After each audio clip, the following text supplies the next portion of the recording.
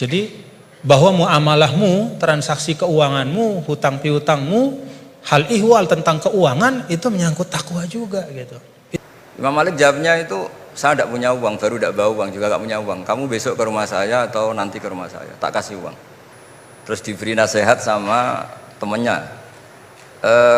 Halal itu mbok yawa Anda ngomong rozakokawo. Berikutnya adalah sesi pemaparan materi kepada beliau Dr. Tuan Guru Bajang Muhammad Jalil Masdi. Kalau dari panitia Tuan Guru ini diberikan waktu sekitar 30 menit, tapi monggo saya tidak ingin ngatur ulama, monggo jenengan untuk mengatur. Silahkan.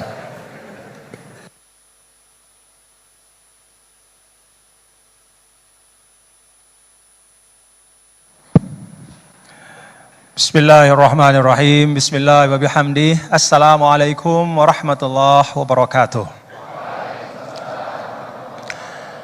Alhamdulillah. Alhamdulillahilladzi an'ama alaina ni'matal imani wal islam. Segala puji hanya milik Allah yang mengkaruniakan kita nikmat iman wal islam. Wa jama'ana fi hadzal makan fi khairin wa lutfin wa afiyah. Dan mengumpulkan kita, mendudukkan kita bersama, menyimpuhkan kita di majelis ini dalam keadaan sehat walafiat. Wassalatu wassalamu ala sayyidina maulana Muhammad. Salawat dan salam hanya terlimpah sepenuh-penuhnya kepada Nabi yang mulia, Nabi besar Muhammad sallallahu alaihi wasallam, wa huwal qail. Dan beliaulah yang mengatakan, khairukum man ta'allamal Qur'an wa 'allamah. Sebaik-baik kalian adalah yang belajar Al-Qur'an dan kemudian mengajarkannya. Allahumma shalli wa sallim wa barik alaihi wa ala alihi wa ashabihi wa man tabi'ahudah ila yaumiddin, amma ba'd. Yang sama-sama kita hormati dan kita muliakan guru kita yang sekarang tengah dalam perjalanan, yaitu Al-Mukarram Kiai Haji Bahauddin Nur Salim, ya, Gus Baha. Tadi katanya TGB, Tuan Guru Baha. Ya benar itu, pas ya. Alhamdulillah. Kita doakan mudah-mudahan beliau yang sedang dalam perjalanan bisa selamat, sehat sampai, dan insya Allah berbagi ilmu dengan kita semua. Bapak Ketua Badan Wakaf yang saya hormati, Bapak Rektor, Bapak-bapak para pembantu Rektor, dan para cerdik cendikia yang ada di belakang saya yang tidak dapat saya sebutkan satu persatu, semua saya hormati, saya takzimi. Para hadirin dan hadirat sekalian, Bapak-bapak dan Ibu hadirin jamaah ngaji bareng pada pagi hari ini. Mudah-mudahan kita semua dirahmati Allah. Bapak Ibu, dulu seorang guru saya, Syekh Abdul Ghafur Mustafa almarhum, beliau mengatakan bahwa risalah agama itu kalau diringkas dalam satu kalimat, Risalatul Islam adalah is'adul insan fid darain. Jadi Islam itu datang adalah is'adul insan fid darain, yaitu untuk membahagiakan manusia di dunia maupun di akhirat. Beliau mengatakan semua maqasidus syariah, termasuk tentu sumber utama kita berislam, yaitu Al-Quran dan juga hadis atau sunnah Rasulullah Sallallahu Alaihi Wasallam, itu dihadirkan oleh Allah dalam ruang kehidupan ini. Al-Quran itu kan kalamullah yang qadim, ya. Kalamullah yang qadim itu bahkan yang melekat pada zat Allah.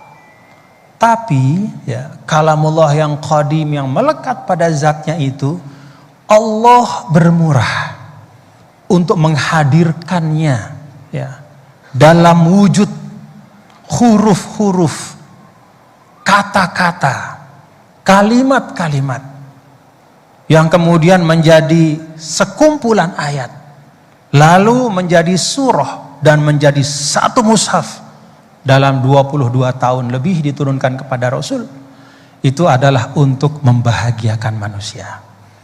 Ini perlu kita ingat. Ya. Perlu kita ingat karena memang terkadang ya,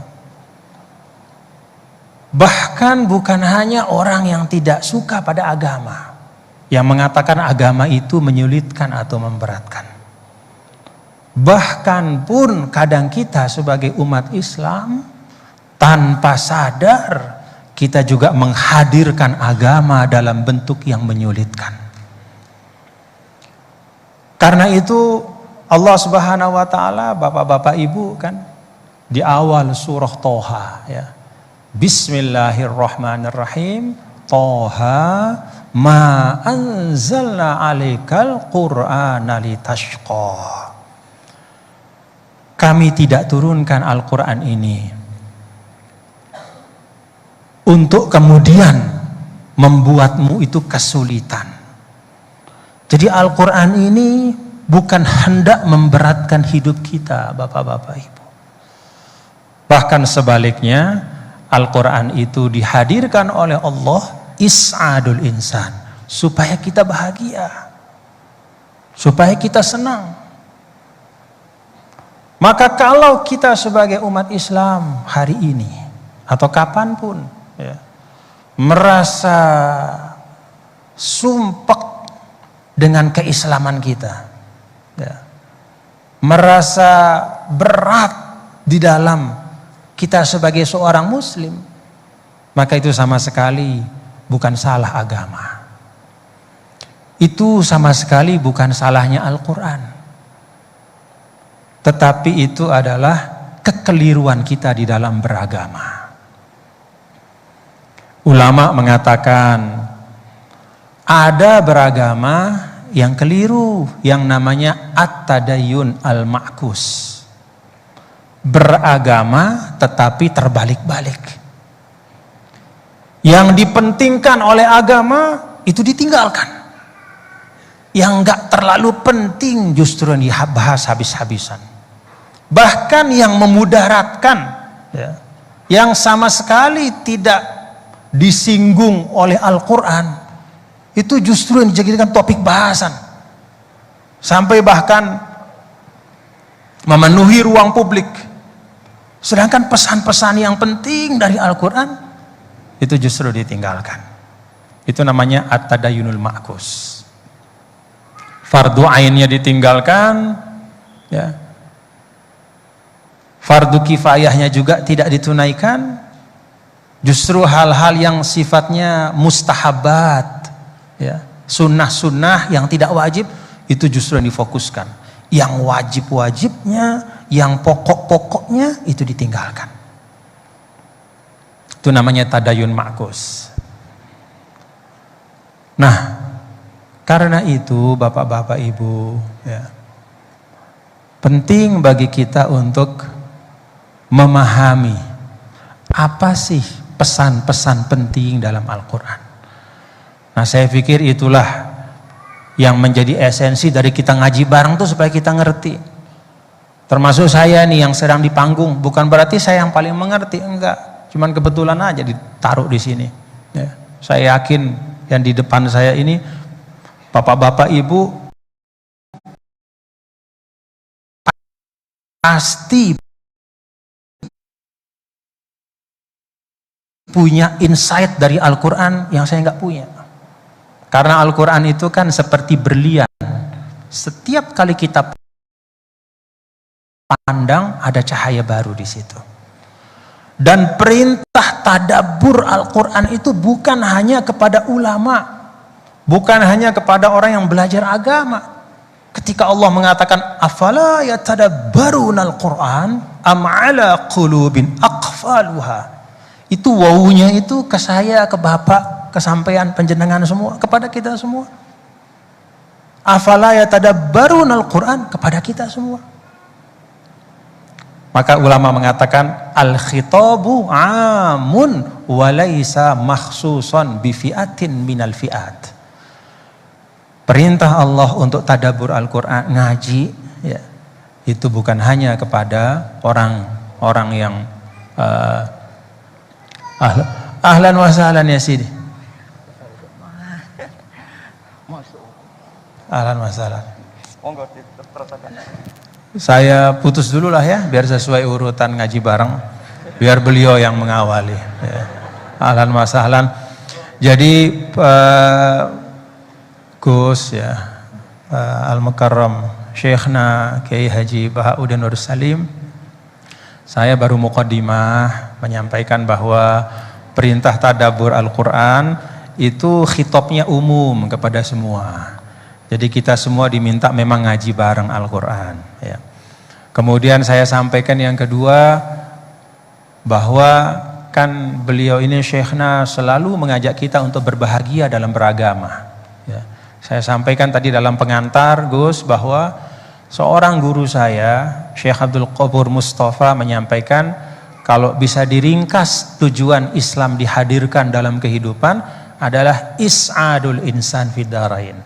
Supaya manusia yang beragama ini itu bahagia di dunia dan di akhirat. Ya.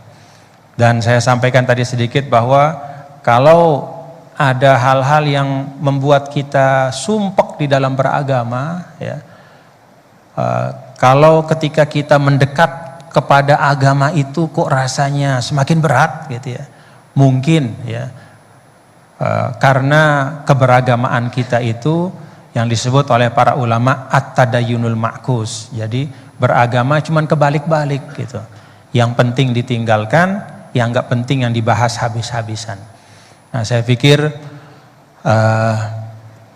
dari beliau, dari guru kita nanti kita akan simak ya, ngaji bareng. Karena Gus, saya terus terang nggak ngerti ya ngaji bareng ini awalnya konsepnya kayak apa. Makanya di mobil tadi saya tanya, ini maksudnya masing-masing ngomong aja gitu atau kayak gimana?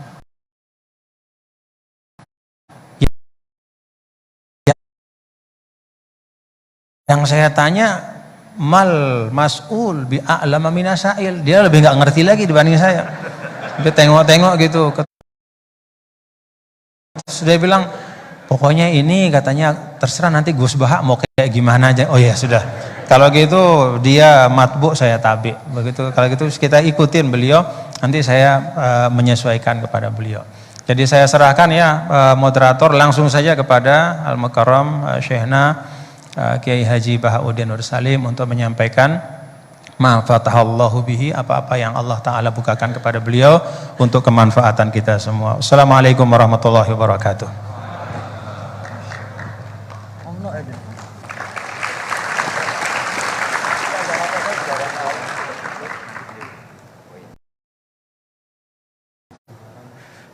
Baik, karena ada perubahan di tengah-tengah gitu kan.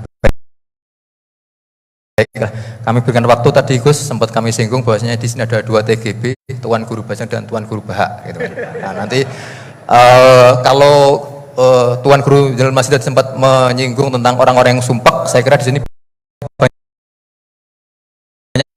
orang sumpek gitu kan. Karena Gus Bahak itu kadang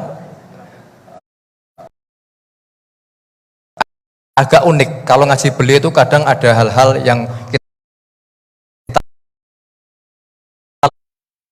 lupa akan urusan duniawi, lupa akan urusan kejombloan kita, lupa akan urusan istri-istri kita gitu kan. Nah, kadang orang-orang yang punya istri itu lari dari rumah mau ngaji bareng Gus Bahak. Dan istri yang pernah ikut ngaji Gus Bahak kadang akan memberikan izin langsung. Mau kemana Mas? Mau ngaji Gus Bahak, langsung izin keluar dari rumah. Ini seperti itu. Jadi karena tadi bahwa dengan ngaji Gus Bahak tadi bisa menghilangkan sumpek meskipun secara temporer. Nanti keluar dari kahar sumpek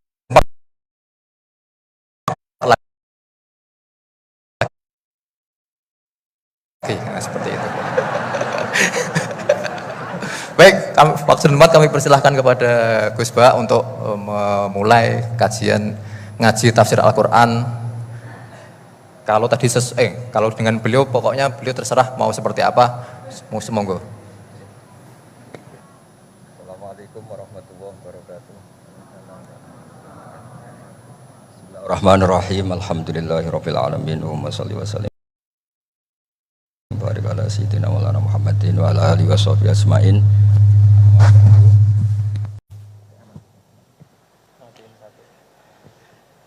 Alhamdulillah nih ngaji bareng juga, nggak ngerti polanya juga. Yang terhormat nih wonten Bapak Rektor, wonten Mas Zainul Masdi, wonten Ketua Badan Wakaf Mas Warsono Muhammad, sedanten saya hormati. Ini katanya untuk bahagia. Jadi saking pentingnya untuk bahagia itu sampai Allah itu kadang ngendikan hal yang nggak penting, tapi menjadi penting karena untuk bahagia. Jadi kalau Allah tanya Nabi Musa ketika ketemu dipanggil itu, wama tilka biyaminika ya Musa, yang kamu bawa itu apa? Padahal ketika dipanggil itu kagetnya bukan main. Misalnya pegawai UI dipanggil rektor itu kagetnya bukan main. Bawaannya rektor itu mesti nyalahkan. Mesti pikirannya orang itu mesti ketua badan wakaf ya sama. Mesti mau negur atau apalah. Nah bawaan orang dipanggil atasan itu grogi, maka Allah ngendikan yang rileks. Kamu bawa apa? Gitu. Yang kamu pegang tangan kanan kamu itu apa? Masa Allah tanya sekedar gitu kan karuan. Wong kita manusia aja tahu yang dibawa Musa itu apa tong? Kok Allah malah tanya? Banyak analis, banyak mufassir, banyak ahli hakikat yang berpendapat Allah itu menghilangkan groginya Nabi Musa. Sehingga tanya yang ringan-ringan. Jadi saya mohon ini pimpinan di sini juga kalau tanya anak buah yang ringan-ringan. Wes sarapan. Jadi kalau sosokan disiplin itu bukan sunnatullah, saya jamin itu. Apalagi tanya saya, kenapa Gus terlambat? Mulai saya pulang gitu. Tuhan yang Tuhan saja sebaik itu kok rektor sama badan wakaf kok sekeras itu gitu. Jadi ini bukan gojlok supaya jadi orang yang dekat Allah gitu. Jadi ditanya, wa ma tilka biyaminika ya Musa.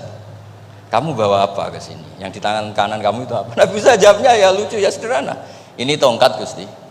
Tak pakai menggembala kambing, tak pakai ini itu. Bisa masih bilang dan lain-lain. Kayak laporan keuangan tuh, kalau susah nerangkan itu dan lain. Terakhir ditutup waliya fiha ma'aribu ukhra, dan masih ada lagi yang lain di depan Allah. Kamu lapor audit di badan wakaf, diterima enggak laporan lain-lain itu? Ini teman saya lama ini. Saya di UI itu sudah lama, cuma inginnya dikenal Allah, tapi sekarang malah dikenal rektor. Aduh repot agak. Saya dulu dari anak Profesor Zaini itu mulai 2000, tahun 2000 dekat sekali dengan saya, sering ke rumah saya, ke kontrakan saya karena diskusi tafsir. Dan saya ikhlas sekali tidak ingin dikenal rektor badan wakaf siapapun, karena keluarga saya itu bapak saya itu wali. Jadi kalau wali itu kepinginnya dikenal Allah, tahu-tahu diturunkan derajatnya disuruh kenal rektor, kenal badan. Jadi ini ada pemakhlukan. Ya ada pemakhlukan, Turun dulu baru naik. ya. Jadi saya artinya gini, saya di sini itu sohibul bait. Jadi tadi Mas Majdi itu keliru kalau nanti saya ngisi, saya ini sohibul bait, nanti yang ngisi ini.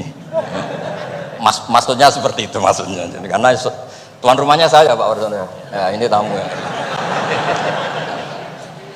Tapi ternyata pemakhlukan itu penting. Di dalam ilmu tafsir diantaranya itu dikenal namanya tanazzulatul maula. Allah itu menurunkan martabatnya. Allah sebagai Tuhan tentu tidak pernah menghutang kita, tidak pernah merasa dikasih, karena semuanya itu milik Allah. Tapi Allah untuk memotivasi orang amal itu ngendikan Allah, mangzalladzi yuqridu waha qardan hasana. Siapa yang mau menghutangi saya? Allah itu tentu tidak butuh hutang kita, karena kan semua milik kita itu milik Allah. Tapi supaya orang termotivasi amal, merasa superior, merasa heroik, saya mau menghutangi Allah, saya mau menolong Allah.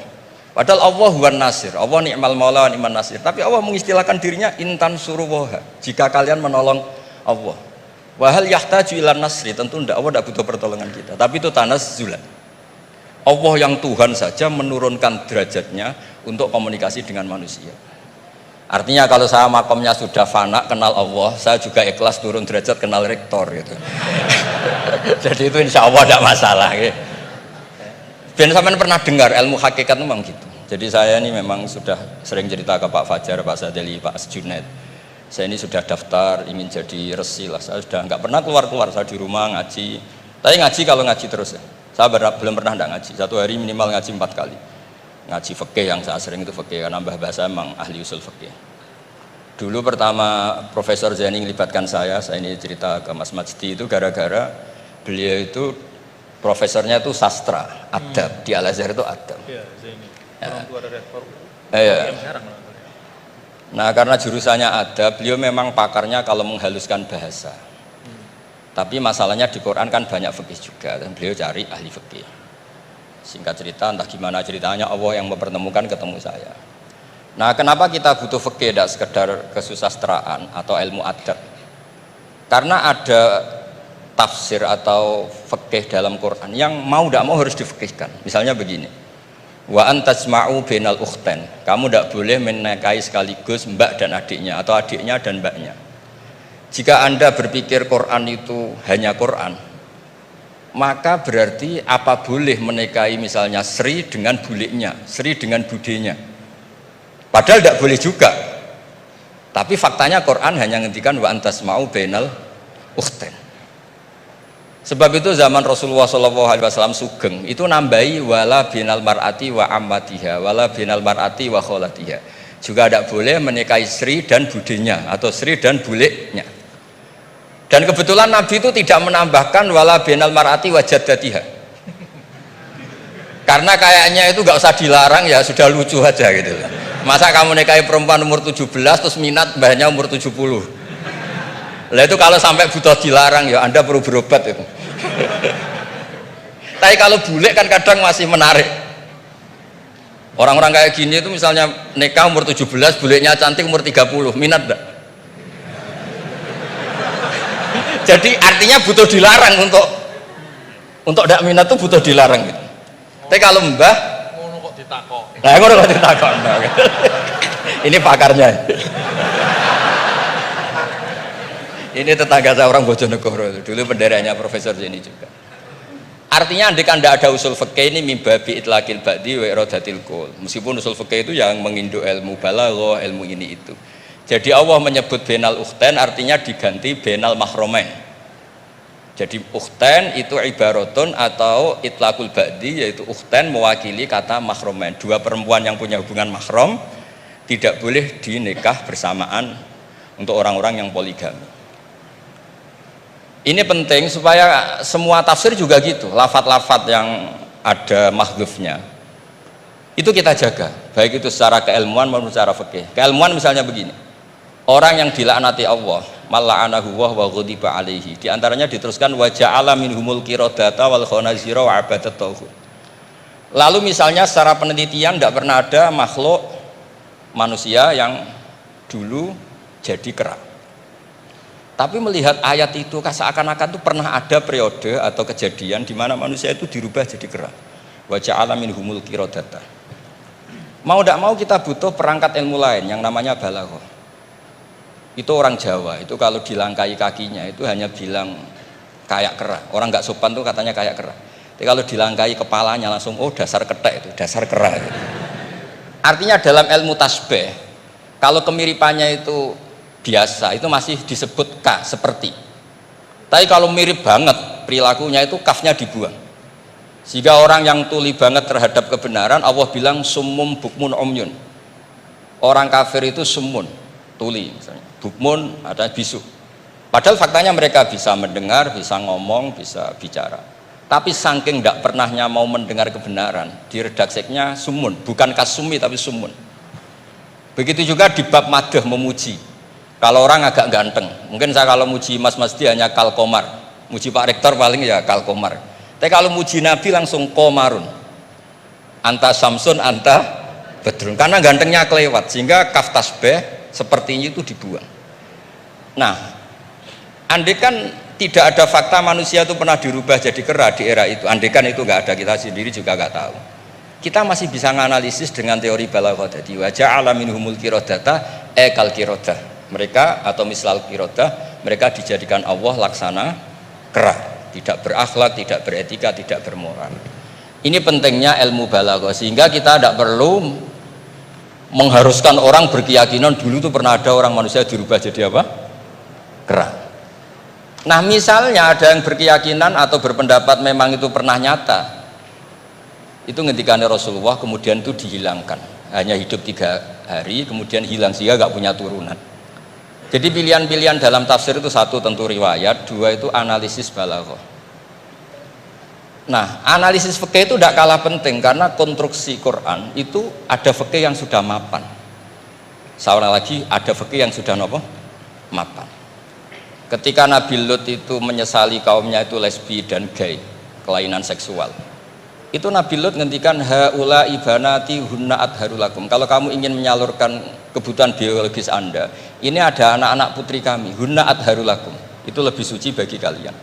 Tentu fikih itu sudah mapan, maknanya dinikahi dulu dengan proses nikah yang sah.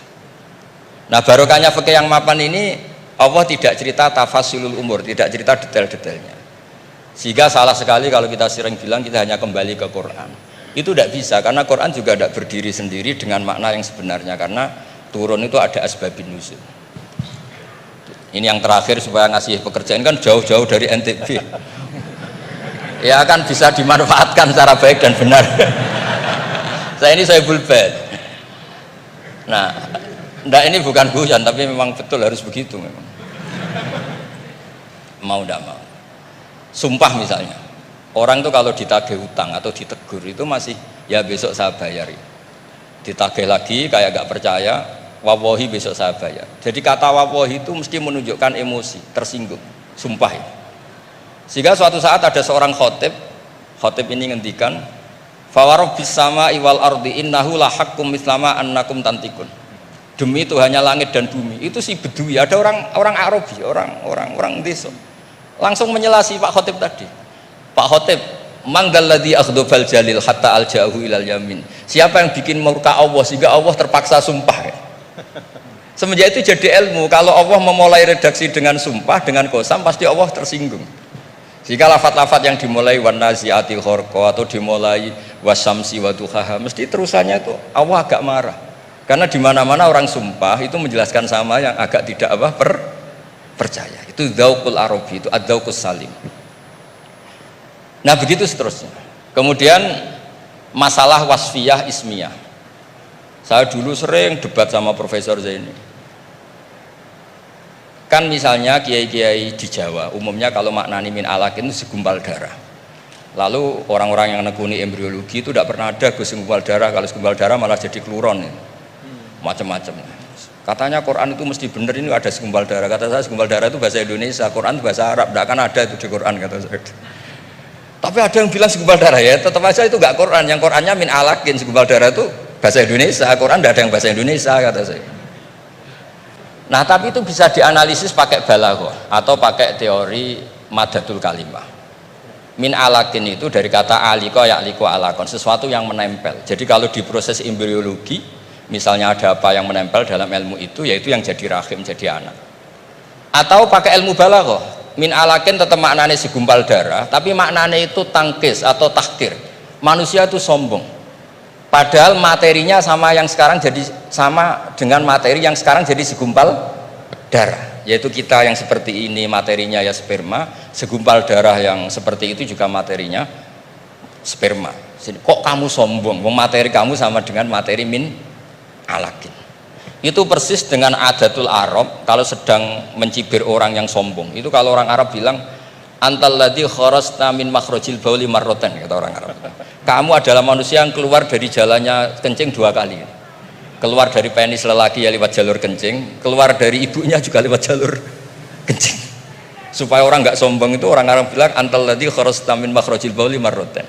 Nah, min alakin itu dalam konteks itu karena begitu angkuhnya Abu Jahal, begitu angkuhnya kafir-kafir Quraisy, sampai diingatkan Allah ulang, kamu ini materinya min alakin, sejenis itu mbok yo jangan yatho. Buktinya terusannya ayat kalla innal insana layatho, manusia itu sungguh angkuh.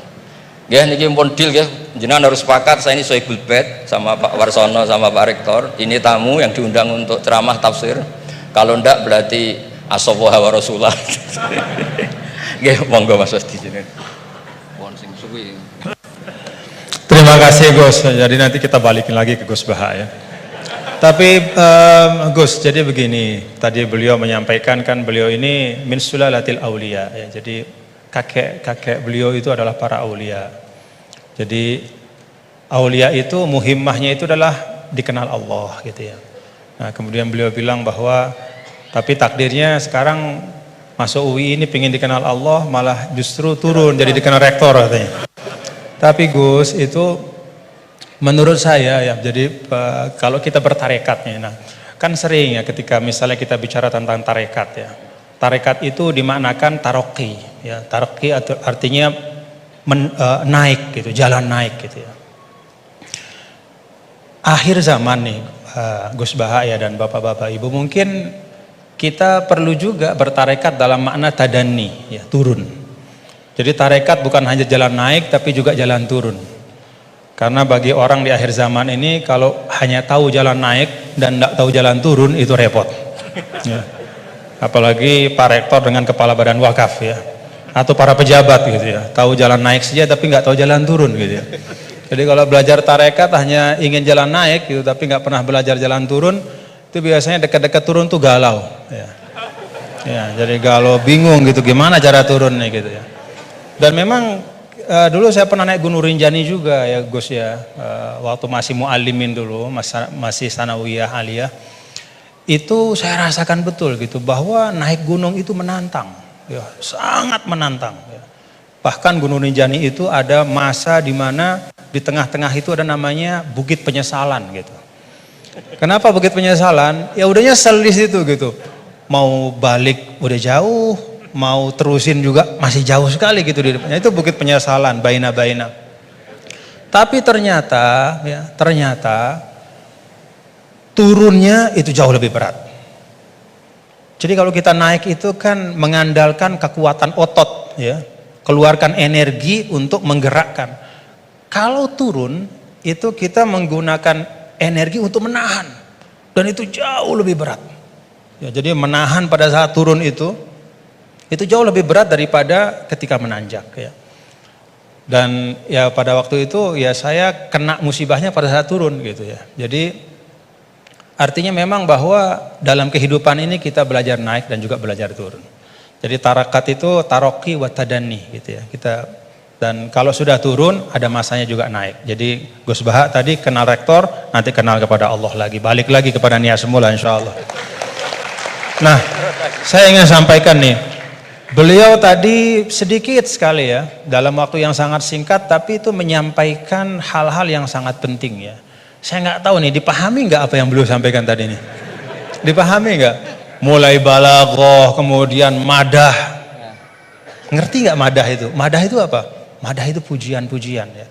Bagaimana turuku ta'bir ya, asalibut ta'bir ya, bagaimana orang Arab itu mengungkapkan ya perasaan mereka, mengungkapkan harapan mereka ya. Bagaimana mereka memilih diksi-diksi dalam komunikasi mereka, itu mewarnai Al-Qur'an. Jadi beliau ini tadi ketawa-ketawa ya, bapak-bapak juga ketawa-ketawa semua ya. Tapi yang disampaikan itu sudah bahan kuliah buat di Rosat Ulia itu, buat pasca sarjana itu. Ya, jadi alhamdulillah. Nah, silahkan nanti dielaborasi masing-masing. Tapi yang ingin saya sampaikan begini, ada catatan saya terhadap apa yang beliau sampaikan. Pertama, apa yang beliau sampaikan itu menegaskan ungkapan wa'tul buyuta min abwabiha. Masuklah ke rumah melalui pintunya. Kalau kita ingin belajar Al-Qur'an itu ada jalannya, ada pintunya. Tadi beliau sudah sampaikan, ada tafsir Al-Qur'an bil Qur'an, ada riwayat, kumpulan riwayat ya. Bahkan Al-Quran juga menegaskan sebagian satu sama lain itu saling memperkuat, saling membantu. Jadi kalau kita misalnya bertanya-tanya, "Waman a'rada an dzikri fa inna lahu ma'isyatan dhanka wa nahsyuruhu yaumal qiyamati a'ma." Kata zikri itu maksudnya apa gitu? Karena kata zikr itu kan dalam Al-Quran luas ya. Apakah zikr itu adalah zikrullah, subhanallah, alhamdulillah, wala ilaha illallah. Sehingga ayat itu artinya siapa saja yang berpaling dari mengingat Allah, maka hidupnya akan menjadi sempit, akan sumpek, akan resah. Atau zikri di situ maknanya adalah Al-Quran. Ya. Sehingga artinya adalah barang siapa yang memalingkan dirinya dari pesan-pesan Al-Quran, maka hidupnya akan disorientasi. Bagaimana kita mengambil pilihan di antara dua makna? Nah, kita lihat. Qala rabbi lima hasyartani a'ma wa qad kuntu basira qala kadzalika atatka ayatuna fanasitaha wa kadzalika al-yauma tunsa. Lalu orang itu mengatakan di akhirat, ya Allah, bagaimana mungkin kok saya dibangkitkan dalam keadaan buta padahal di dunia saya melihat. Kemudian Allah mengatakan qala kadzalika, itu balasan yang setimpal, atatka ayatuna fanasitaha. Telah datang kepadamu ayat-ayat kami lalu kau lupakan. Nah, dari ayat ini maka ulama menafsirkan kata zikri. Oh, yang dimaksudkan dengan zikri itu adalah ayatuna, yaitu Al-Quran. Nah, ini yang disebut dengan Al-Quran yufassiru ba'duhu ba'duhu. Dia saling menafsirkan. Baik itu penafsirannya datang segera setelahnya, ataupun di ayat-ayat yang lain seperti yang Al-Mukarram Kiai Haji Bahauddin sampaikan. Ada yang di bagian yang lain, baik itu secara nas, secara sharih, ataupun secara dilalah, secara tunjukkan isyarat. Ketika misalnya Nabi Adam alaihissalam, Allah Ta'ala sampaikan apa? Fatalaqa Adam min rabbih kalimat. Allah Ta'ala memberikan, Adam menerima dari Tuhannya kalimat. Fataba alaih. Dengan sebab kalimat yang dia ucapkan itu, Allah ampuni dosanya, kekeliruannya. Apa kalimat itu? Oh, ada di ayat yang lain. Rabbana zalamna anfusana wa illam taghfir lana wa tarhamna lanakunanna minal khasirin. Itu pintu memahami Al-Quran. Tadi Gus Bah bilang sampaikan, ada pintunya. Baik itu pintunya adalah riwayat-riwayat dari Al-Quran, dari hadis juga beliau sampaikan tadi. Al-Quran gak dibiarkan sendiri oleh Rasul, tapi didatangkan hadis untuk menyempurnakan. Bahkan ketika dulu ada orang ya, yang mengatakan ini bukan zaman sekarang, zaman dulu sekali. Ba'das sahabah, zaman tabi'in. Saya lupa, mungkin Gus Bah yang ingat riwayatnya secara persis. Ada yang datang kalau tidak salah kepada Al-A'mash, seorang imam besar namanya Al-A'mash. Lalu orang itu mengatakan, ya imam, kenapa kita capek-capek Anda ajak kami untuk baca hadis? Kenapa Anda ajak kami untuk mendiskusikan hadis panjang-panjang? Bukankah sudah ada Al-Quran di tengah-tengah kita? Ngapain lagi? Apa kata Amash? Ya ahmaq. Pak, atajidu, apakah kamu temukan dalam Al-Quran itu ada sholat 5 waktu secara terperinci? Gak ada. Nabilah yang menegakkan amanah untuk menjelaskan sholat 5 waktu itu kayak apa, banyak rakaatnya seperti apa, waktunya gimana, kaifiyatnya seperti apa. Bahkan sebelum sholatnya pun Nabi ajarkan isbagul wudunya kayak apa. Bahkan tidak hanya yang wajib-wajib dalam wudu, madmadah, istinsyaknya pun, kumur-kumurnya masukin air ke hidung, semua diajarkan sama Nabi. Maka Amash mengatakan, dari sisi ini Al-Quran lebih butuh kepada hadis daripada hadis kepada Al-Quran. Dari sisi bahwa hadis itu menguraikan, menjelaskan, dan menyempurnakan, menambahkan, melengkapi, bahkan yang tidak ada di Al-Quran. Nah, itu pintu memahami Al-Quran. Karena itu tidak boleh dan tidak ada istilahnya namanya ahlul Quran dalam makna bahwa hanya mau Quran saja, nggak mau tahu apa kata hadis. Itu nggak ada istilah dalam Islam. Ilmu yang muktabar selalu Al-Quran bersama dengan hadis Rasulullah SAW. Lalu yang kedua pintunya apa? Ya asbabun nuzul. Tadi juga disinggung selintas oleh guru kita bahwa ada sebab-sebab dari turunnya Al-Quran, ayat-ayat Al-Quran. Yang kalau sebab ini nggak difahami, bisa saja ya dalam beberapa kasus orang salah faham. Dan itu kejadiannya bahkan sekali lagi bukan hari ini, bukan kemarin, tapi dulu pada masa orang-orangnya itu masih berhimpitan, berdempetan dengan Rasulullah SAW. Ada seorang sahabat didatangkan, kalau tidak salah pada masa Sayyidina Umar bin Al-Khattab radhiyallahu anhu.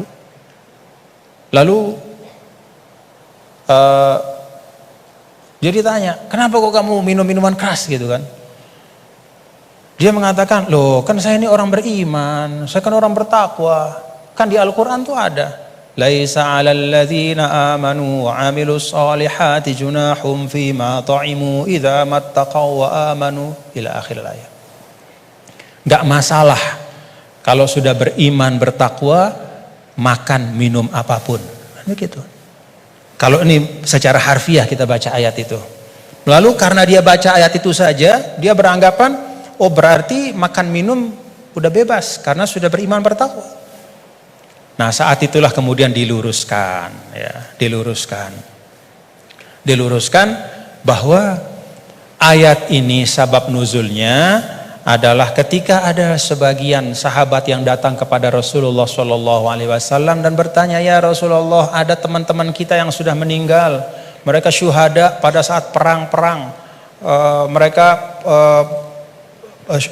mati syahid, mereka meninggal sebelum turunnya ayat yang mengharamkan khamr. Bagaimana nasib mereka ya Rasulullah? Padahal mereka meninggal dalam keadaan masih minum khamr.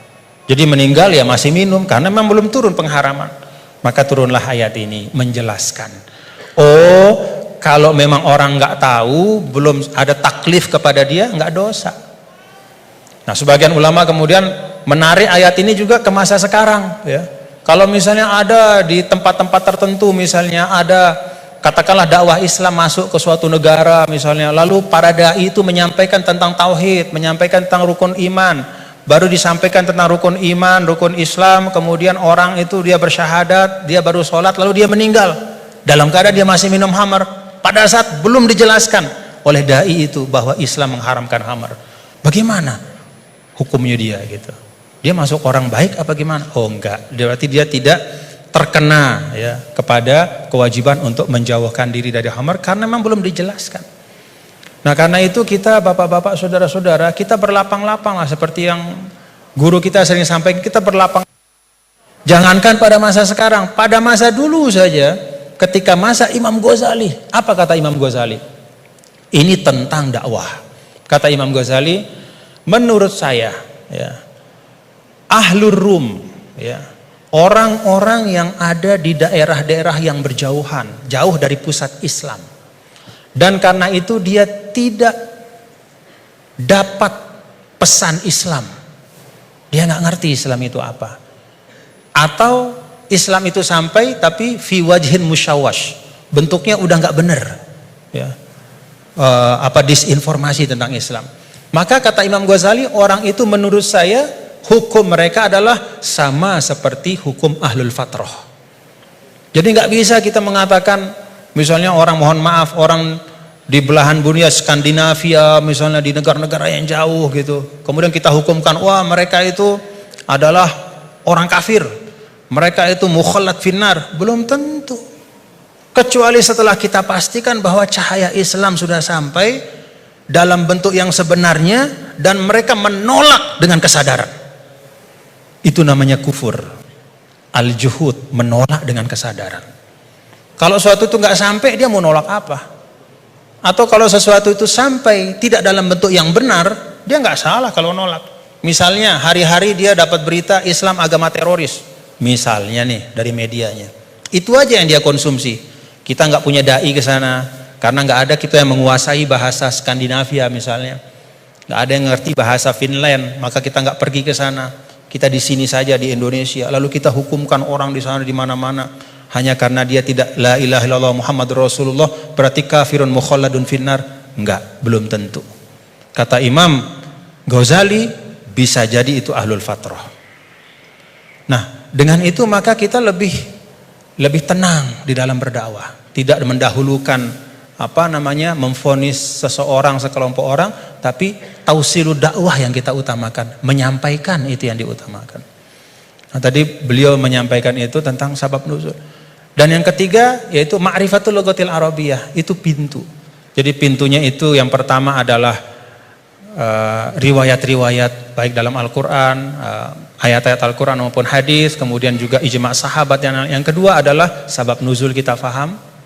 Dan yang ketiga itu mengerti ya masalikul Arab, ya bagaimana cara orang Arab bicara, karena itu juga sangat mewarnai bagaimana Allah Ta'ala ya menurunkan kitab suci Al-Qur'annya. Dan alhamdulillah bapak-bapak, saudara-saudara, kalau kita ada ketekunan, ya ini teman-teman semua ya, kalau ada ketekunan ya seperti sekarang kita bisa menikmati ya. Kalau dulu misalnya apa yang disampaikan oleh Gus Baha itu hanya bisa dinikmati oleh para santri.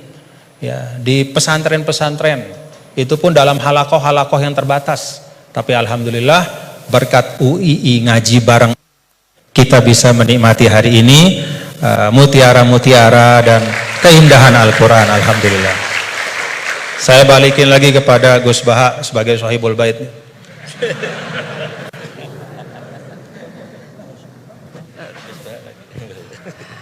Bismillahirrahmanirrahim. Meneruskan konstruksi ayat ya. Misalnya begini, Anda jangan langsung menyalahkan Nabi Adam. Saya ini sering kampanye untuk membela Nabi Adam, karena banyak kiai yang cerita Nabi Adam itu salah melulu. Nanti kan kita di surga kan nggak perlu ngajukan kredit, nggak perlu punya istri cantik yang minta ke mall, karena kelebihannya bidadari itu cantik, tidak minta belanja. Sudah gitu di madu juga agak protes. Tapi kalau di dunia itu sudah minta belanja, di madu protes. Jadi, tapi kenapa Nabi Adam akhirnya keluar dari surga dan kita menyalahkan hanya demi kepentingan supaya tadi punya istri cantik, tidak minta uang apa? Belanja dan boleh dipoligami mau maksudnya. Di konstruksi ayat itu tidak ditampakkan, tapi semua ahli tafsir tahu. Misalnya fadallahuma bihurur, setan menipu Adam dan Hawa dengan curang. Hurur itu nipu. Jadi kalau ngaji nipu itu mulai dulu itu ya gurunya setan itu. Jadi Nabi Adam itu di surga dengan penuh limpahan anugerah. Buah apa saja ada, makanan apa saja ada, enggak bayar. Tempat mewah lek juga enggak bayar. Kalau Anda di hotel lek sedikit aja bayarnya minta ampun. Akhirnya setan tuh pura-pura nangis terseduh-seduh. Akhirnya Nabi Adam menghampiri. Kenapa kamu nangis? Saya ini iba sama kamu, kasihan. Nikmat yang begini nikmat, pada akhirnya Anda ini mati. Karena Anda manusia, pasti mati.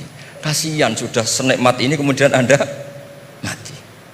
Pura-pura nangis, jadi lama ya nangis, acting itu. Akhirnya Nabi Adam tanya, lalu solusinya gimana?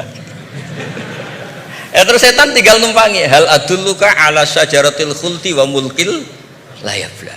Kamu mau tak kasih vitamin, makan pohon khuldi. Nanti kalau kamu makan itu terus abadi. Jadi terus setan, Nabi Adam mulai ragu ya, tapi Allah melarang saya makan pohon khuldi itu, syajaratul khuldi itu.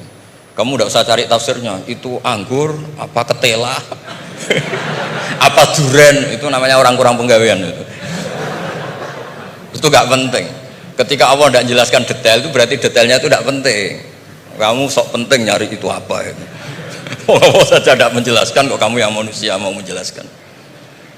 Akhirnya Nabi Adam tanya, apa betul Allah itu melarang saya makan itu? Terus Allah cerita, wa qasamahuma inni lakuma laminan nasihin.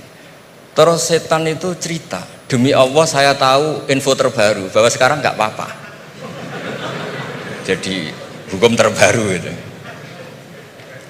Singkat cerita Nabi Adam makan. Ketika makan, berarti setan salah karena menipu Nabi Adam, Adam salah karena makan pohon khuldi tadi. Apa yang terjadi? Allah manggil Nabi Adam. Adam, kenapa kamu makan itu? Bukankah pohon-pohon yang lain, buah-buah yang lain itu cukup? Kenapa kamu makan yang saya larang itu? Terus jawab Nabi Adam ini yang unik, yang kita harus bela Nabi Adam ila yaumil qiyamah. Wa izzatika ya Rabbi ma adzunnu anna ahadan yahlifu bika kadziban. Demi kehormatanmu ya Allah, ketika engkau disebut oleh setan, saya tidak pernah mengira ada orang berani mencatut nama engkau kemudian dia bohong. Loh, ini contohnya Pak Fajar ini, sama temannya yang paling sering bohong itu dia nggak percaya, tapi meskipun sering bohong kalau dipanggil Pak Rektor ngecek ulang apa enggak, kalau kalimatnya dipanggil Pak Rektor pasti nggak ngecek ulang, meskipun teman yang sering bohong pasti langsung nyari Pak Rektor. Saya misalnya sebagai murid Mbah Maimun punya teman yang sering bohong sekalipun, terus bilang Gus dipanggil Mbah Maimun, pastilah langsung ke sana, karena disebut nama itu orang sudah ada berpikir jelimet. Ketika engkau disebut ya Allah, saya tidak pernah ngira ada orang mencatat nama engkau kemudian dia bohong, sehingga Allah itu haru sama Nabi Adam. Makanya Nabi Adam itu diusir.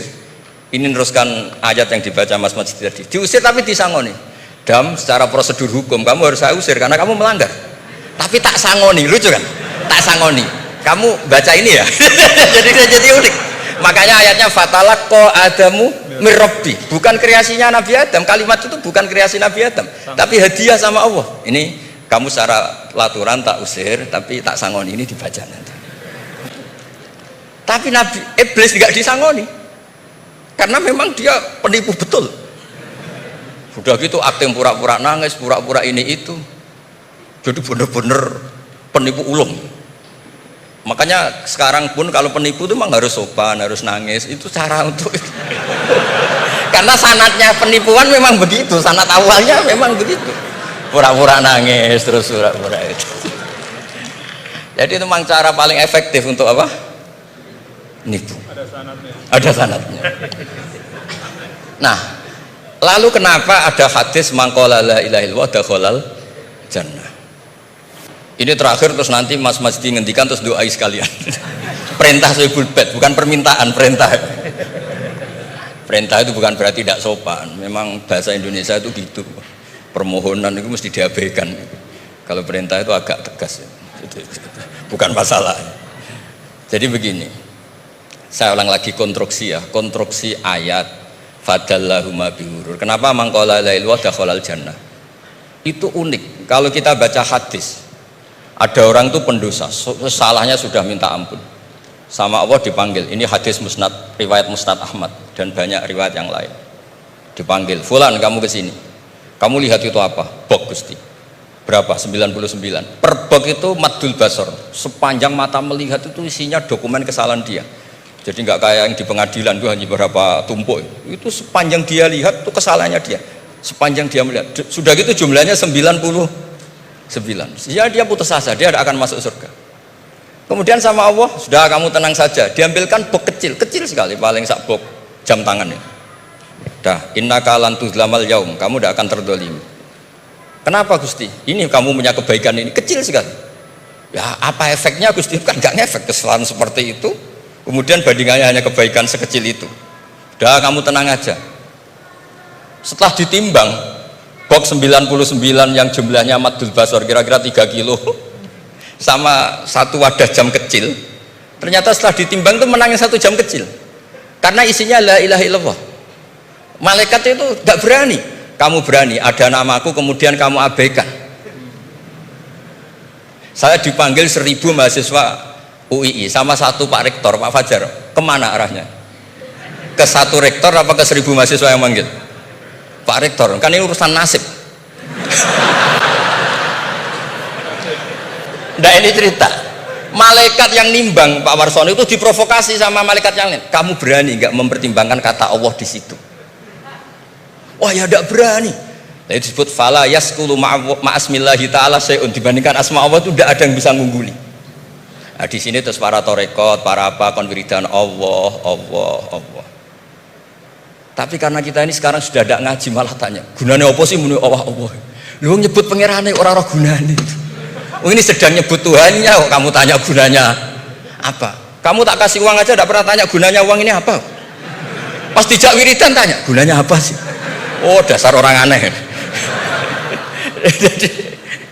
jadi logis. Lah Nabi Adam juga sama, ketika disebut asma Allah itu nggak mikir yang lain, apa setan itu penipu apa enggak, sudah grogi yang manggil Allah langsung.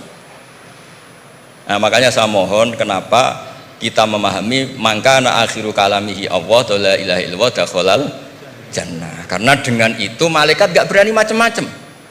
Jadi nanti kalau Anda ketemu malaikat tukang hisab, ayo silahkan abaikan nama Allah. Kalau kamu berani berarti tidak malaikatnya Allah. Masa namanya Allah gak dipertimbangkan? Ya tadi misalnya dosen-dosen UI ada undangan seminar menjanjikan, enggak seminar menjanjikan tapi yang manggil rektor, milih mana? Kira-kira saja milih rektor kan? Karena ini nasib berkelanjutan kan kalau seminar kan. Apalagi ini asmane Allah. Nah, makanya Nabi ngendikan fato satisi jilat wasakula ismuwah. Kemudian bok kesalahan tadi jomplang kalah. Kemudian yang menang hanya asmanya Allah Subhanahu wa ta'ala. Makanya terus disebut, sudah Nabi ketika tanya amal apa paling baik ya Rasulullah, gini dzikrullah fisirri wal alan gini-gini, dan kamu mati dan kamu hidup walisanu katordun, kamu harus selalu ingat Allah Ta'ala. Lah dene saya sekarang itu sudah biasa ingat Allah terus disuruh ingat rektor, ya muka-muka itu tugas dari Allah juga. Saya tidak tahu apa benar apa tidak tahu. Tapi yang jelas saya tidak jenis orang yang apa ya, terus nganggep apa dunia penting betul. Tapi ya penting lah gue sanggup mati.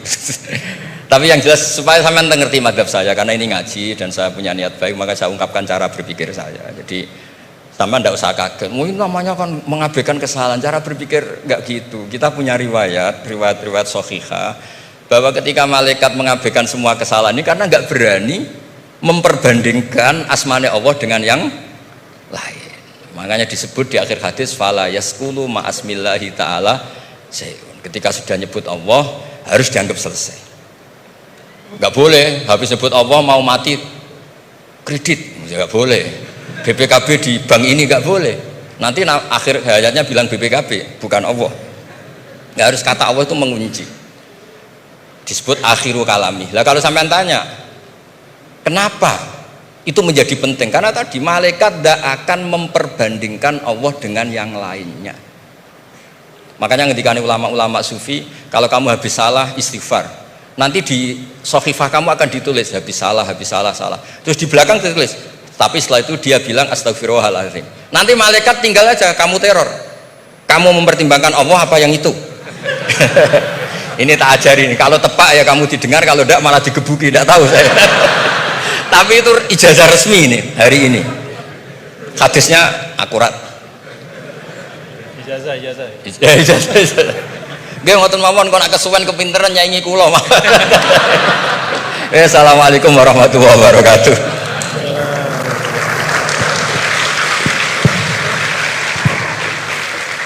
Terima kasih karena saya diminta untuk mengakhiri, ya saya ingin menyampaikan dua hal saja. Pertama, saya garis bawahi yang beliau sampaikan baru, bahwa kalau Allah tidak berepot-repot ya dan tidak mendetil-detilkan sesuatu, ya berarti itu tidak terlalu perlulah ya. Jadi jangan kita sok merepot-repotkan diri ya mendetil-detilkan sesuatu yang Allah Ta'ala justru tidak detilkan.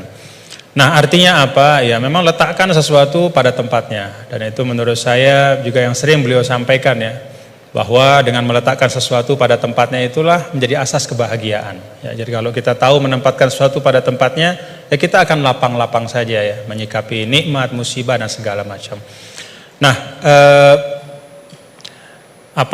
kalau kita lihat nih, pertanyaannya apa sih yang dipentingkan oleh Allah dalam Al-Quran ya. Kalau kita lihat ya tentu Allah Ta'ala yang maha tahu apa-apa yang paling penting, yang paling utama ya, pokok-pokok akidah, kemudian pokok-pokok ritual ibadah. Tapi kalau kita menggunakan pendekatan kuantitatif ya, salah satu yang sangat dipentingkan oleh Allah dalam Al-Quran adalah ranah muamalah. Jadi ranah muamalah itu luar biasa dipentingkan oleh Allah dalam Al-Quran. Ya kalau kita lihat misalnya dari sisi panjang pendeknya ayat saja, 282 Al-Baqarah itu ayat paling panjang dalam Al-Quran adalah tentang transaksi hutang piutang. Ya itu muamalah. Dan salah kalau kita misalnya menanggapi atau mempersepsi bahwa urusan utang piutang itu urusan dunia belaka. Enggak. Ya buktinya Gus Baha tadi nyampaikan beberapa hal tentang utang piutang dalam mengaji barang ini. Berarti sesuatu yang penting. Nah dalam ayat itu juga disampaikan, di akhir ayat tentang hutang piutang itu apa? Wattaqullah wa yu'allimukumullah. Wattaqullah wa yu'allimukumullah. Jadi bahwa muamalahmu, transaksi keuanganmu, hutang piutangmu, hal ihwal tentang keuangan itu menyangkut takwa juga gitu. Itu menyangkut takwa juga. Itu bagian dari ekspresi bertakwa kita. Hutang yang benar, menulis dengan baik, membayarnya juga dengan baik, berhutangnya pun kalau memang betul-betul butuh dan seterusnya. Dan banyak lagi di dalam Al-Quran ayat tentang muamalah.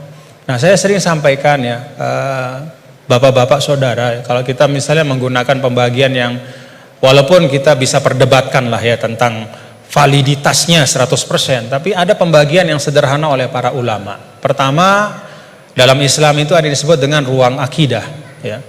Yang kedua ruang ritual ibadah, dan yang ketiga adalah ruang muamalah. Semuanya itu tentu dalam makna semuanya hidup adalah ibadah, tapi kalau dibagi ruang akidah itu terkait dengan rukun-rukun iman kita, keyakinan-keyakinan pokok. Itu sifatnya tauqifi, nggak boleh dikreasikan. Jadi apa yang Allah Ta'ala sampaikan, yang berikan ya seperti tadi disangoni Nabi Adam, fatalaqa Adam kalimatin fataba alaih. Ya Rabbana zolamna, ya itu sudah sangon dari Allah. Ya iman itu ya kayak begitu. Kita disangoni, diberikan, ditegaskan, dibatasi. Lalu ritual ibadah juga sama, sifatnya tauqifi.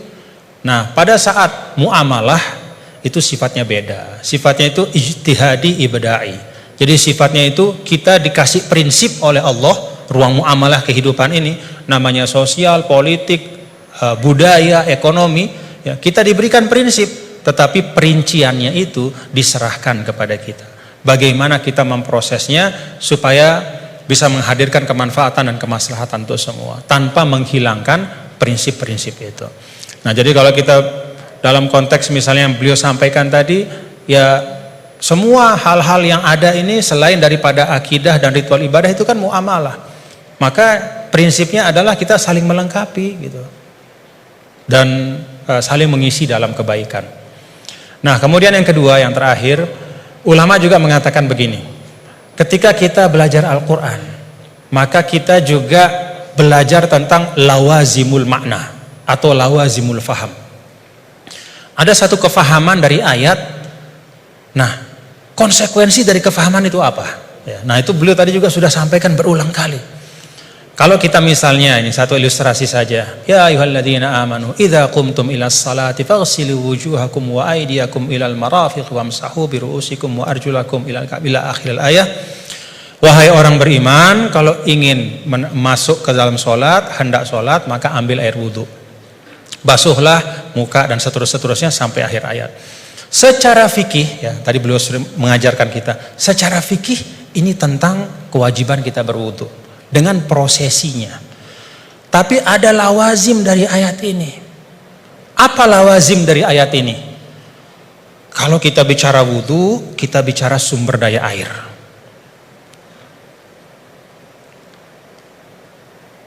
Kita bicara tentang wudhu, kita bicara tentang ekosistem kehidupan. Gak ada wudhu tanpa air. Kalau wudhu tanpa air, tayamum namanya. Gak ada wudhu tanpa air. Maka apa arti lawazim dari ayat ini? Jaga sumber daya air itu. Kalau dalam konteks misalnya pasal 33 Undang-Undang Dasar 1945, apa kata sumber daya alam dan semua yang menyangkut hajat hidup orang banyak dikuasai oleh negara, itu juga bagian dari lawazim makna ayat ini. Dalam arti apa?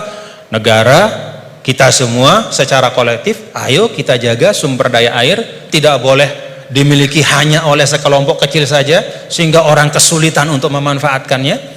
Dan pada ujungnya jangan-jangan nanti bisa orang kesulitan untuk menegakkan sholat karena nggak bisa wudhu, karena sumber daya air itu dikooptasi oleh kelompok tertentu misalnya. Itu lawazimul ayat. Ketika Allah Ta'ala misalnya, ya ayyuhalladzina amanu idza nudiya lis-salati min yaumil jumu'ati fas'au ila dzikrillah wa dzarul bai'. Wahai orang-orang beriman, kalau udah waktunya Jumatan itu, maka segera datang ke masjid, tinggalkan perdagangan. Apa lawazim dari ayat ini? Kata para ulama, lawazim dari ayat ini adalah ya bahwa Allah tidak akan bicara tentang perdagangan. Allah tidak berbicara tentang sesuatu yang penting, ya, yang bisa mengalihkan, ya, seseorang dari ibadah. Ya, kan di sini diletakkan orang kalau terlalu cinta berdagang, ya, maka dia nggak mau ninggalin bisnisnya untuk sholat gitu, karena time is money. Bagi dia 5 menit ketika sholat itu kalau udah transaksi entah berapa duit misalnya gitu. Nah, ada lawazim dari ayat ini kata para ulama bahwa ya perdagangan harus diisi oleh orang-orang gitu, yang tidak hanya memikirkan profit sementara di dunia, tapi dia juga memikirkan fungsi spiritual dari harta itu. Siapa itu? Ya orang beriman. Dengan kata lain ya orang Islam disuruh untuk aktif dalam berdagang. Karena ketika perdagangan itu diisi oleh orang-orang yang tidak punya pandangan lebih dari dunia, kalau kata orang Sasak, enggaknya cuman dia pandang dunia saja, ya dia tidak akan mungkin bisa menunaikan pesan ayat ini. Jadi ayat ini bisa ditunaikan pesannya adalah oleh orang-orang yang ketika dia hidup di dunia, beraktivitas di ekonomi, ya, membangun kapital, membangun bisnis, tapi pada saat yang sama dia juga meletakkan itu semua menjadi bagian dari ibadahnya kepada Allah. Jadi ayatnya tentang ibadah sholat Jumat, tapi pesannya di sana adalah isi ruang bisnis itu, ikhtiarkan supaya ruang-ruang ekonomi itu terisi oleh orang-orang yang ngerti bahwa dunia ini adalah jalan untuk mencari kebahagiaan yang lebih hakiki, itu di sisi Allah Ta'ala. Jadi itu dua hal yang mungkin saya ambil dari beliau tadi. Kita pentingkan apa yang memang penting, dan yang kedua kita pahami ayat itu tidak hanya dari sisi teksnya tapi dari konsekuensinya di dalam kehidupan kita. Terakhir bicara tentang sanad. Nah, saya ada satu hal, kalau saya pertama kali saya ketemu sama Gus Baha ya, melihat beliau ya. Ada nggak bapak-bapak, saudara-saudara melihat dari beliau yang beda? Ciri khasnya.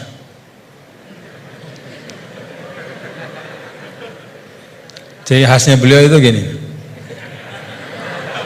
Tapi hari ini ikroman li rektor, jadi rambut nggak kelihatan beliau. Alhamdulillah. Nah, karena beliau ini adalah keturunan dari aulia, dari Lasem ya, dan salah seorang dari masyayikh di Lasem itu adalah sahabat dari kakek kami dulu, Mbah Maksum Lasem. Ya, beliau bersahabat dengan Nini Ida Maulana Syekh Tuan Guru Kiai Haji Muhammad Zainuddin Abdul Majid. Itu biasanya perilaku Lasem itu ada sanatnya gitu ya. Jadi saya lagi mikir-mikir ini naruh topi begini tuh ada sanatnya nggak beliau? Nah, kita mau tahu dari beliau ya. Ala kulli hal, bapak-bapak saudara, terima kasih Gus atas ilmu-ilmunya dan silaturahim kita pada pagi hari ini. Mudah-mudahan bisa terus bersilaturahim dalam kebaikan, dan kita doakan beliau selalu disehatkan, diafiatkan oleh Allah Subhanahu wa taala. Ya, cara gampang buat kita mendoakan diri kita itu doain orang lain ya. Itu resep yang paling gampang. Jadi kalau kita doain diri kita ini kan belum tentu terkabul. Tapi kalau kita doakan orang, malaikat yang mengaminkan doa kita dan mengatakan untukmu seperti yang kau doakan. Jadi kalau resep supaya dapat sesuatu, doakan orang lain dengan sesuatu itu. Kita doakan mudah-mudahan Gus Baha sehat walafiat dan kita semua diberkahi Allah Ta'ala. Wallahul muwaffiq wal hadi ila sabilir rasyad wa huwal muwaffiq ila aqwamit thariq. Lunas maaf apabila banyak khilafan, kekeliruan. Assalamualaikum warahmatullahi wabarakatuh.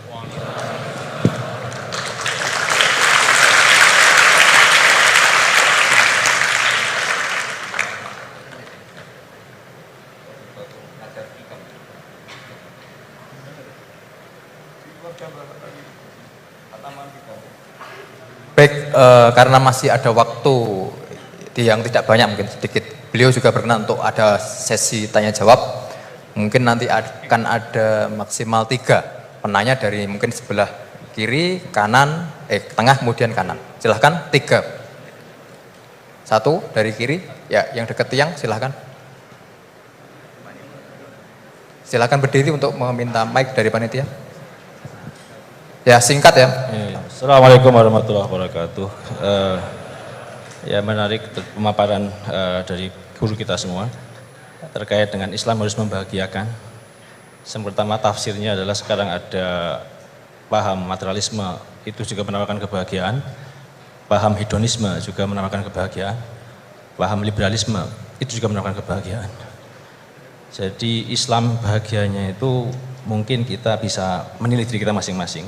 Hari ini paham apa yang kita pakai untuk bahagia? Apakah betul-betul Islam konsepsi atau Islam yang sudah berkembang jadi modernisme dengan kombinasi kapitalisme, liberalisme, kemudian hedonisme, kemudian yang saya sebutkan tadi di depan. Jadi tafsirnya ayat ini menurut modernisme sekarang kemudian dikaitkan dengan penjelasan tadi, kebahagiaan itu Islam membahagiaan. Orang sekarang dengan duit sehingga monetisme menuhankan duit di mana-mana. Oleh karena itu Islam melakukan revolusi akidah. Bagaimana kembalikan kepada Allah Subhanahu wa taala sebagai satu-satunya yang memberikan kebahagiaan. Sehingga revolusi yang dilakukan kita sekarang apakah bisa dilakukan dengan revolusi takwa? Ali Imran 102. Ya ayyuhalladzina amanu taqullaha haqqa tuqatih wa la tamutunna illa wa antum muslimun. Allah memanggil kepada orang beriman yang diakui imannya untuk bertakwa dengan sebenar-benar takwa, menjadi iman yang disamakan dengan kekasih Allah, wali Allah, dan kemudian kalau tidak mati dalam keadaan Islam, yaitu iman yang terdaftar seperti Gus Baha sampaikan tadi, dia punya satu kalimat tapi berharga sekali, itu iman yang terdaftar yang murni, tidak kesyirikan. Pertanyaannya adalah bagaimana revolusi takwa kita buat untuk melawan revolusi industri hari ini yang sudah membuat orang tertipu. Sebagaimana Gus Baha sampaikan, banyak orang tertipu, setan ahli tipu, dengan lemah lembut, kasih sayang, dengan duit, ya, sehingga bagaimana kita menghadapi tipuan-tipuan dunia seperti sekarang lewat revolusi takwa yang kita buat, dan bagaimana bentuk konkretnya, metodologisnya. Mungkin itu saja. Terima kasih. Assalamualaikum warahmatullahi wabarakatuh. Waalaikumsalam. Berikutnya penanya kedua dari tengah.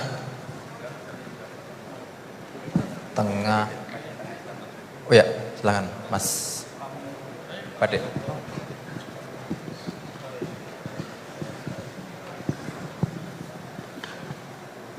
Bismillahirrahmanirrahim. Assalamualaikum warahmatullahi wabarakatuh. Sebelumnya terima kasih saya ucapkan kepada Pak Fajar sebagai moderator telah mempersilahkan saya dan memberi kesempatan. Sebelumnya saya memperkenalkan diri, saya Enggi Kurniawan dari mahasiswa Prodi Ekonomi Islam Mekan 2020. Tanpa mengurangi rasa hormat kepada Al-Mukarram Tuan Guru dan Gus Baha, saya ingin mempertanyakan yang tadi sempat disinggung di awal, yaitu tentang tadayun ma'kus, tentang kekeliruan dalam beragama. Gitu. Kita tahu sekarang bagaimana tentang perkembangan teknologi yang menyebabkan informasi-informasi itu berkembang secara masif mengenai agama-agama gitu, tentang pelajaran-pelajaran dan tafsir Al-Quran gitu. Yang kita tahu tadayun ma'kus ini tentang bagaimana orang-orang menyampaikan yang kurang penting di atas sesuatu yang penting gitu. Nah, sebagai kami mahasiswa gitu yang masih awam tentang agama, bagaimana sih gitu cara kita menangkis agar tidak terjerumus atau terjerat dengan pembahasan-pembahasan yang kurang penting dan menjerumuskan kita ke dalam sesuatu yang sesuatu yang buruk gitu, yang kayak memunculkan perdebatan dan kontroversi. Gitu saja Pak. Terima kasih. Assalamualaikum warahmatullahi wabarakatuh. Waalaikumsalam. Terakhir dari Putri, paling depan, kerudung biru. Oke, silakan.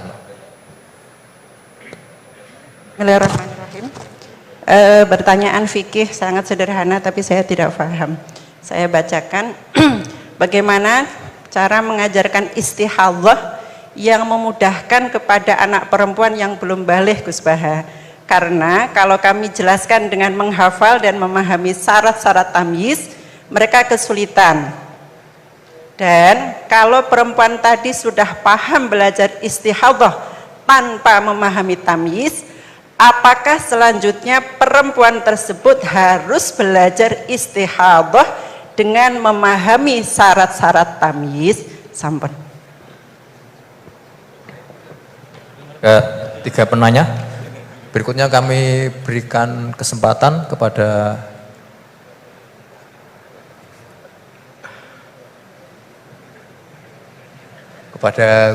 Gus Baha untuk menjawab. Kamu itu jadi jabat itu bukan tanggung jawab. Di sini itu ada DPPAI ya? Iya. Coba terang singkatan DPPAI, ben ngerti ben ono gunane. Baik hadirin yang berbahagia, di spirit yang diperintahkan oleh Gus Baha bahwasanya di UI ini ada DPPAI, Direktorat Pendidikan Pembinaan Agama Islam. Jadi menurut beliau itu maksudnya supaya jawab gajinya bentuknya akhirat. Menurut beliau yang berhak menjawab itu adalah orang DPPAI, waduh, karena yang bertanggung jawab atas Islam di UI. Ya kan? Ini tak bantu.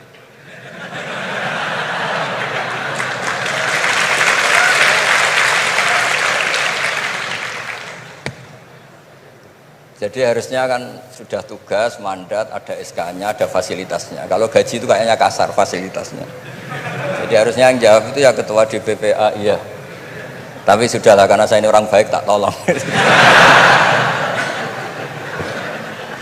Begini ya, jadi perspektif Islam atau taqarrub ilallah itu mulai dulu itu orang mau tidak mau subjektif, tapi hukum pokoknya sama. Misalnya orang mencintai Allah, ada yang saking mencintainya itu tidak pernah nyebut Allah. Ada wali itu mencintai Allah tidak pernah nyebut Allah, karena dia takut ini nama sakral, jangan-jangan dilecehkan. Imam Malik itu pernah ada seorang pengemis datang, ya Imam Malik saya minta uang gitu. Imam Malik jawabnya itu, saya tidak punya uang, baru tidak bawa uang, juga tidak punya uang. Kamu besok ke rumah saya atau nanti ke rumah saya, tak kasih uang. Terus diberi nasihat sama temannya, Halla itu mbok yawa Anda ngomong razaqakallah. Ya, semoga Allah memberi rezeki kamu. Jawabnya Imam Malik itu apa? Saya masih hafal teksnya. Fa ana ujillu ismallahi ta'ala an azkura indaman yakrohu sama'ahu. Ada yang baca sima'ahu walau dimna jumlatin. Saya tidak mau nyebut nama Allah pada orang yang nggak suka nama itu, meskipun tuh hanya secara apa itu explicit. Artinya kalau dongakno serang di duit jaluk duit kayak itu kira-kira itu. Wong saya mintanya uang kok dikasih apa? Doa. Jadi kadang-kadang orang cara mencintai Allah itu, lah ya bagi pengemis tadi razaqakallah itu maknanya kan nggak mau memberi kan? Doa tadi kan disimpulkan nggak mau memberi. Sama seperti kita di Jawa ada keponakan misalnya mau mondok pamit padenya, kata padenya ya wis le tak sangoni selamat, ya sudah tak sangoni selamat ndonga tok gak modal agak tunggale. Nah, berdoa saja tanpa modal.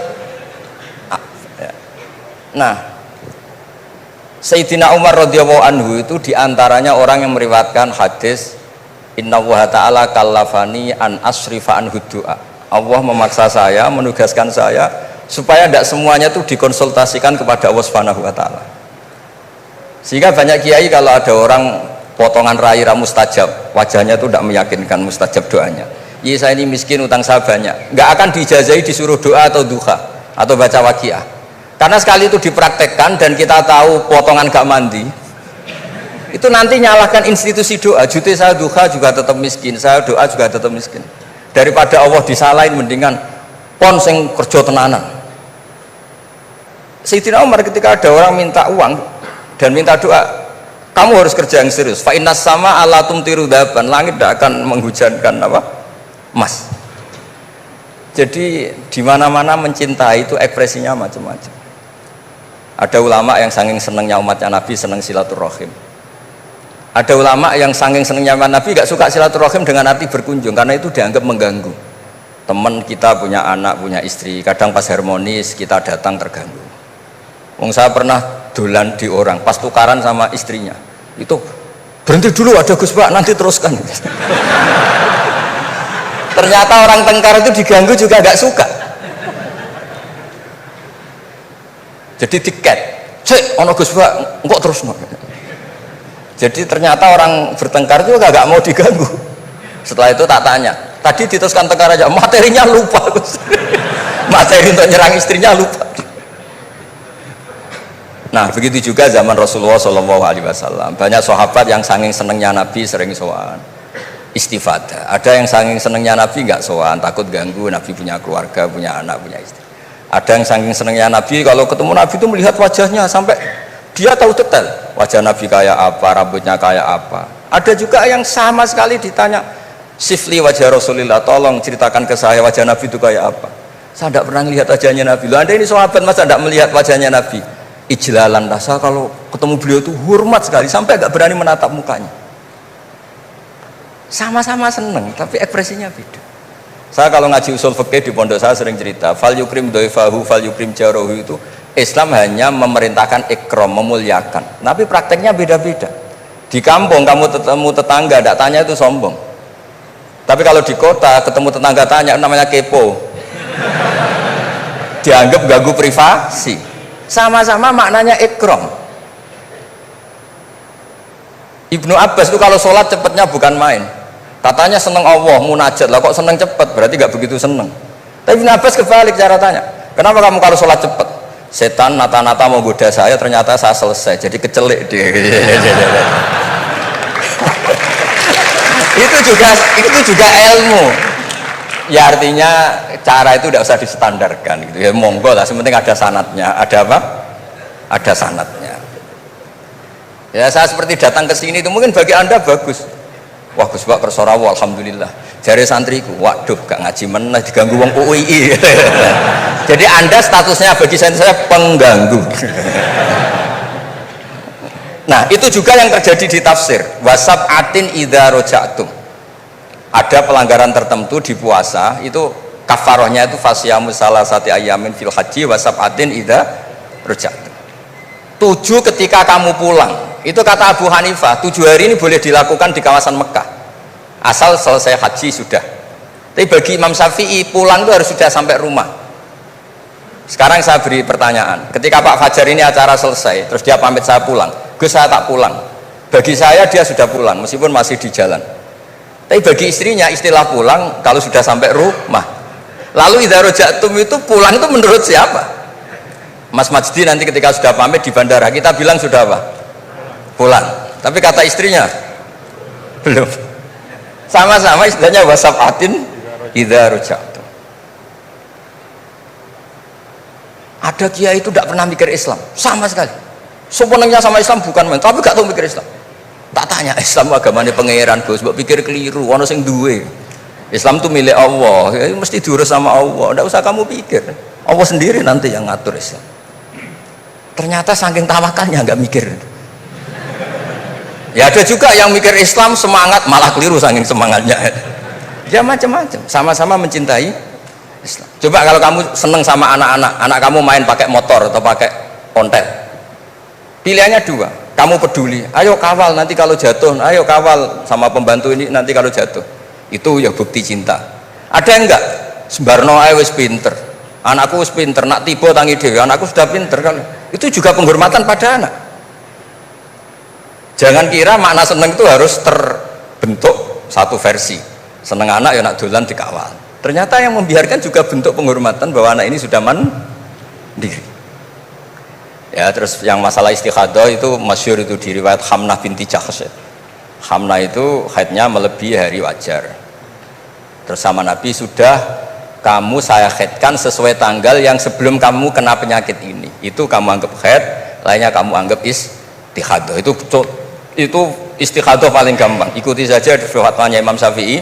Jadi misalnya Januari kok 6 hari, Februari kok sampai terus mulai ada penyakit sampai 1 bulan keluar darah, Maret keluar darah, itu kata Imam Syafi'i ngikuti riwayat tadi, sudah kamu fatahayadi terus sitata ayam, sabata ayam, terus Nabi ngendikan kamu menghaidkan seperti bulan-bulan sebelum kena penyakit istikhadah itu. Lainnya di istikhadohkan. Itu namanya rudat ilal adat. Jadi supaya ndak ribet pakai tamyiz diukur. Ini darah ini lebih kuat dibanding ini, yang lemah ndak kayak sing tukang delok ya sopo gitu. Apalagi yang ditanya itu lelaki gitu tuh. Oh, itu kan ya agak repot lah, coba lah, agama ini tidak perlu repot-repot seperti itu. Jadi ini sebagai senior saya kasihan sama Pak Junet ini. Harusnya beliau nanti yang kena hisab pasti Pak Junet. Jabatannya mau, tanggung jawabnya nggak mau. Ya tapi kebetulan ada orang baik di sini ya, alhamdulillah saja. Kalau ketemu saya tuh cium tangan bolak-balik, tapi niatnya kayaknya mau supaya saya mau backup gitu. Nah ini yang satu pertanyaan Mas Wasdi ini, monggo masih kan 3, saya jawab 2.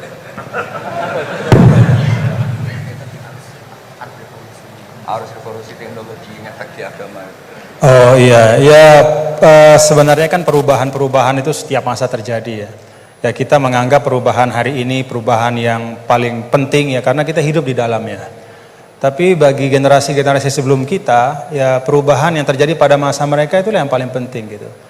Dan beragama kita hari ini ya itu kan juga sebagiannya dibentuk dari bagaimana para ulama kita dulu merespon perubahan-perubahan yang ada pada masa mereka.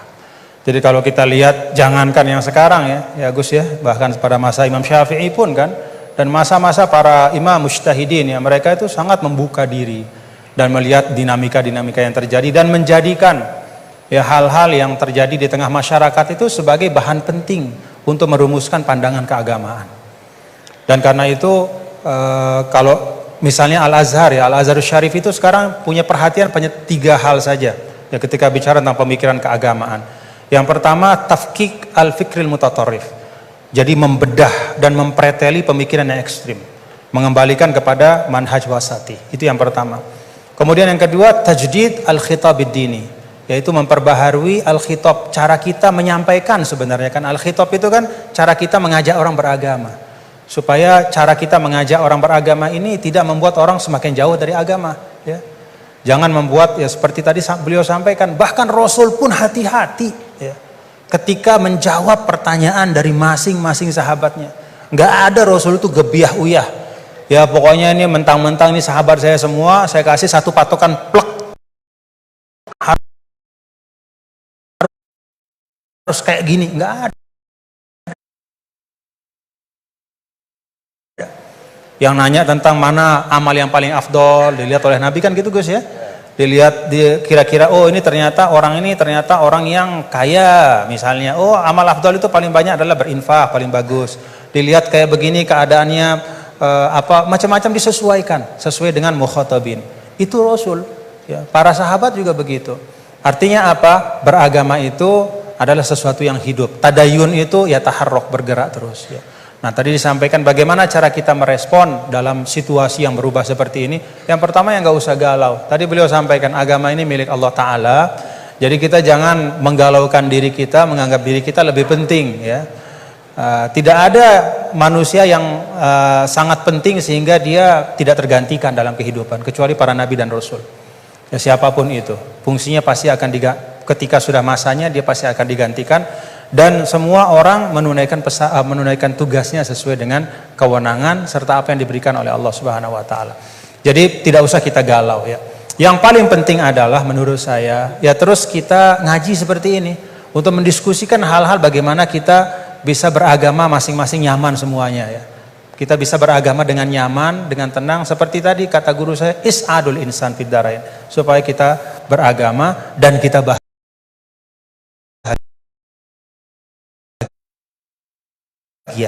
ya beragama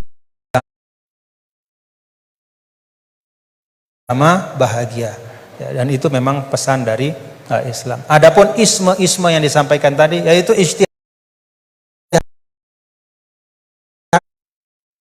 manusia saja. Ya hari ini kita kan begini, umur biologis kita kan pendek 60-70 tahun. Maka isme-isme yang tumbuh berkembang di tengah-tengah kita hari ini kita anggap sebagai sesuatu yang sangat penting, ya, sesuatu yang merupakan pencapaian luar biasa hebatnya. Tapi kalau kita letakkan diri kita di dalam spektrum sejarah yang panjang, maka itu hanya bagian dari ijtihad yang manusia. Ya. Sehingga menurut saya tidak perlu kita kita istilahnya seakan-akan isme itu akan menggantikan Islam. Enggak, yaitu ijtihad manusia. Besok akan ada isme baru, tapi al-Islam ya'lu wa la yu'la alaih.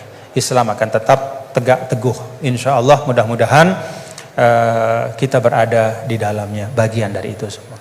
Itu saja yang dapat saya sampaikan. Terima kasih sekali lagi atas kesempatan pada hari ini, Pak Rektor, Bapak Kepala Badan Wakaf dan semua. Jazakumullah khairan katsira. Mudah-mudahan kita bisa jumpa dalam kesempatan yang lain. Assalamualaikum warahmatullahi wabarakatuh.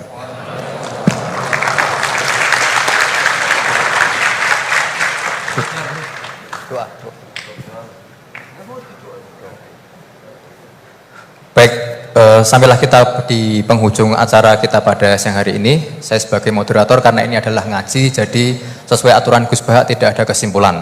Jadi kalau Anda semua belum paham acara hari ini, siang hari ini, silahkan kunjungi YouTube UI Yogyakarta. Anda klik kemudian Anda putar. Belum paham, putar lagi dan putar lagi. Ya seperti itu, karena ini adalah sifatnya adalah ngaji bersama. Baik, apabila ada kesalahan dari kami selaku moderator, saya mohon maaf. Assalamualaikum warahmatullahi wabarakatuh.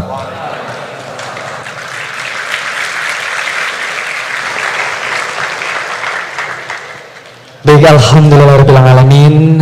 Sudah selesai juga penyampaian materi dari narasumber atau pembicara kita hari ini.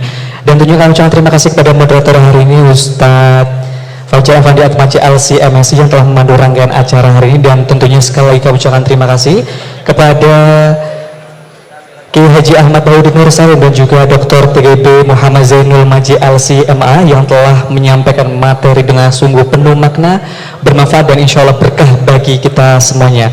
Baik hadirin yang kami hormati segenap ibu bapak yang berbahagia, alhamdulillah rangkaian acara ngaji tafsir Al-Quran bersama dengan Kiai Haji Ahmad Baudin Nur Salim dan juga Dr.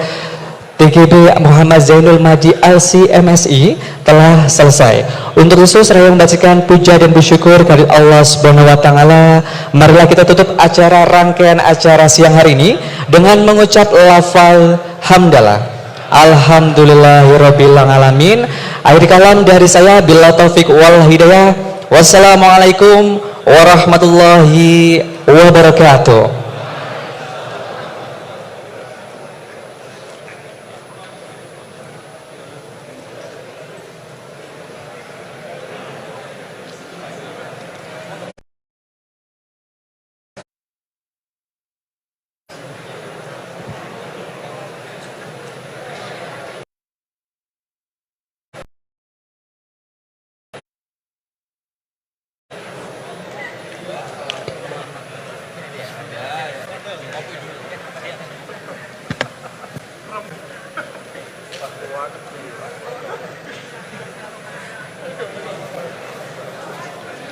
Dan sekali lagi menyaksikan kepada ibu-ibu semua yang masih di ruangan Kahar Muzakir, harap untuk bisa sama-sama mengantri untuk mengambil posisi keluar, dan kami persiapkan juga sudah ada di luar pintu yang sudah disediakan dari pintu utara, selatan, dan timur. Dan barangkali ibu-ibu semuanya ada yang ingin mengabdikan momen kesempatan kali ini, mohon untuk tetap jaga prokes kesehatan dan mengantri secara bersama, karena bersama ini kita juga merupakan rangkaian acara. Rangkaian hari ini sudah selesai dilaksanakan. Dan sekali lagi kepada ibu bapak semua yang sudah mengakhiri rangkaian acara hari ini, kami persilakan untuk bisa menikmati dan juga melaksanakan aktivitas berikutnya. Selamat menjalankan aktivitas berikutnya di unit kerja masing-masing. Dan tentunya kepada tamu eksternal, harap untuk bisa mengantri dan juga bisa kembali ke tempat masing-masing, dan semoga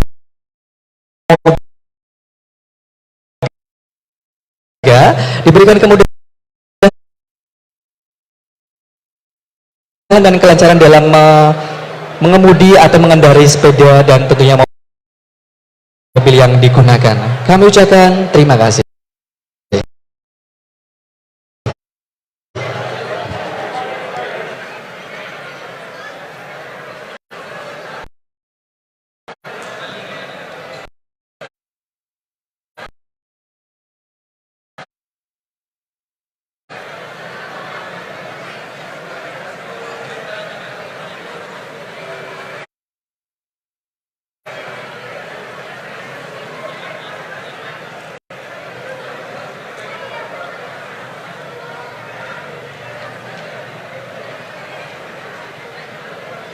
Saya tidak ikuti, tapi saya ikuti sedikit tadi, sempat dengar-dengar juga melalui online. Pak Tuan Guru, konsen saya